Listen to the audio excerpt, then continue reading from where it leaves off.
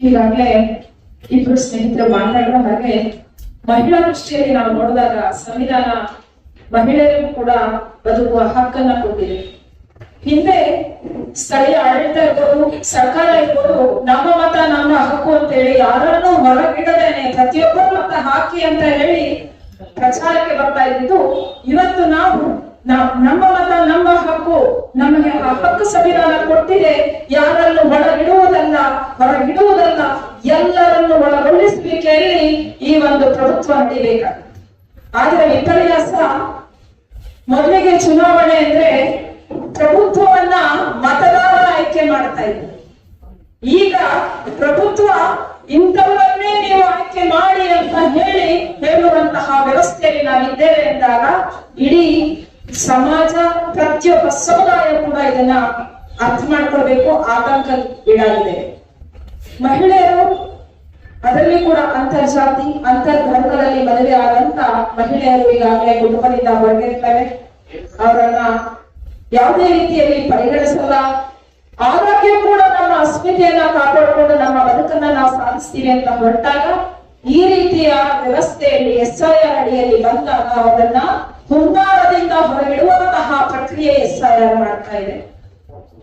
ನಾಲ್ಕನೇದು ನಾವು ಹೇಳಬೇಕಂದ್ರೆ, ನೆರೆಯ ತಮಿಳುನಾಡಿನಲ್ಲಿ ಈಗಾಗಲೇ 2.6 lakhs ಜನನ ಈ SIR ಪ್ರಕ್ರಿಯೆಯಿಂದ ಹೊರಗಿದೆ. ಅದರಲ್ಲಿ ಬಹಳ ಮುಖ್ಯವಾಗಿ ಹೆಚ್ಚು ಮಹಿಳೆಯರನ್ನೇ ಹೊರಗಿದೆ.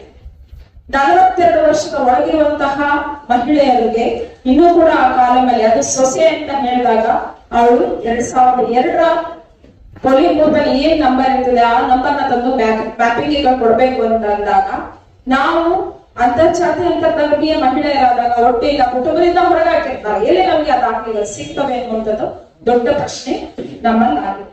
ಸೊ ಹಾಗಾಗಿ ಈ ಒಂದು SIR ಪ್ರಕ್ರಿಯೆ ಏನ್ ರಾಜ್ಯ ಸರ್ಕಾರ ತಗೊಂಡಿದೆ, ಇದನ್ನ ನಾವು ಒಟ್ಟಾರೆ ರಾಜ್ಯದ ಮಹಿಳೆಯರು ಹೊರಗಿಡ್ತಿದೀವಿ, ನಮ್ಗೆ ಇದು ಬೇಕಾಗಿಲ್ಲ ಅನ್ನುವಂತಹ ಗಟ್ಟಿಯಾದ ನಿಲುವಲ್ಲಿ ನಾವು ಹೇಳ್ತಾ ಇದ್ವಿ. ಮತ್ತೆ ಜೊತೆಯಲ್ಲಿ ವಲಸಿಗ ಕಾರ್ಮಿಕ ಮಹಿಳೆಯರು, ಅವರು ಕೂಲಿ ಪಾಡಿಗಾಗಿ ಇಡೀ ನಮ್ಮ ಭಾರತ ದೇಶದಲ್ಲಿ ಸಂವಿಧಾನ ಎಲ್ಲಿ ಬೇಕಾದ್ರೂ ನಾವು ಬದುಕೋಣ ಹಕ್ಕನ್ನ ಕೊಟ್ಟಿರುವಾಗ ಆ ಮಹಿಳೆ ಇಲ್ಲಿ ಬಂದಾಗ ಅವರನ್ನು ಸಹ ಹೊರಗಿಡುವ ಹುನ್ನಾರ ನಡೀತಿದೆ. ಹಾಗೆ ಟ್ರಾನ್ಸ್ ಸಮುದಾಯವನ್ನು ಕೂಡ ಹೊರಗಿಡುವ ಇದರಲ್ಲಿ ತೊಡಗಿಸ್ಕೊಳ್ತಾ ಇದೆ. ಹಾಗೆ ಇಲ್ಲಿ ನಾನು ಹೇಳ್ಬೇಕಂದ್ರೆ, ಮಹಿಳೆ ಅಂತ ಕೂಡಲೇ ಜಾತಿ, ಧರ್ಮ, ವರ್ಗ ಎಲ್ಲ ಮಹಿಳೆಯರಿಗೂ ಕೂಡ ಇದು ಆತಂಕ ಮೂಡಿಸ್ತಿದೆ, ನಮ್ಮ ಬದುಕಿನ ಪ್ರಶ್ನೆ ಆಗಿದೆ ಅಂತ ನಾನು ಹೇಳಿ ಬಯಸ್ತೀನಿ. ಹಾಗಾಗಿ ಒಟ್ಟಾರೆ ಈ ವೇದಿಕೆಯಿಂದ ನಾವು ಚುನಾವಣಾ ಆಯೋಗದ ವ್ಯಕ್ತಿಗಳನ್ನ ಭೇಟಿ ಮಾಡ್ಲಿಕ್ಕೆ ಪ್ರಯತ್ನ ಪಟ್ಟರು ಸಹ ನಮಗೆ ಅವರು ಅಪಾಯಿಂಟ್ಮೆಂಟ್ ಕೊಡ್ತಾ ಇಲ್ಲ.